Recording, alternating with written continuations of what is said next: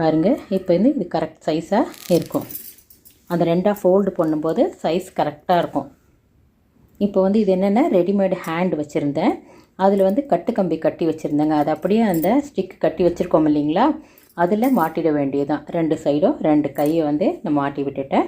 மாட்டிட்டு கொஞ்சம் நல்லா அந்த கட்டு கம்பியை டைட் பண்ணிவிட்டா நல்லா ஸ்டிஃபாக நின்றுக்கும். அவ்வளோதான். இந்த கை மாட்டியாச்சு. அதே மாதிரி அந்த சைடும் கை மாட்டிக்கலாம். நம்ம கால் வேணுன்னா கூட வச்சு ஃப்ரண்ட்டில் ரெடி பண்ணலாம் உட்காந்துருக்கிற மாதிரி. நான் வெறும் கை ஒண்டி தான் ஃபிக்ஸ் பண்ணேன்.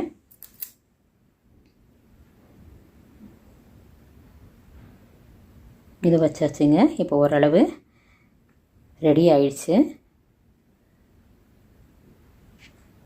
இதுக்கு மேலே நம்ம ஜுவல் போட்டு ரெடி பண்ண வேண்டியதாங்க. இது மாதிரி நீங்கள் என்ன போடுறீங்களோ அதெல்லாம் உங்களுடைய விருப்பம்தான். எல்லாம் போட்டு அலங்காரம் பண்ணிக்கலாம். இதுக்கு மேலே சாரீ கட்டுறது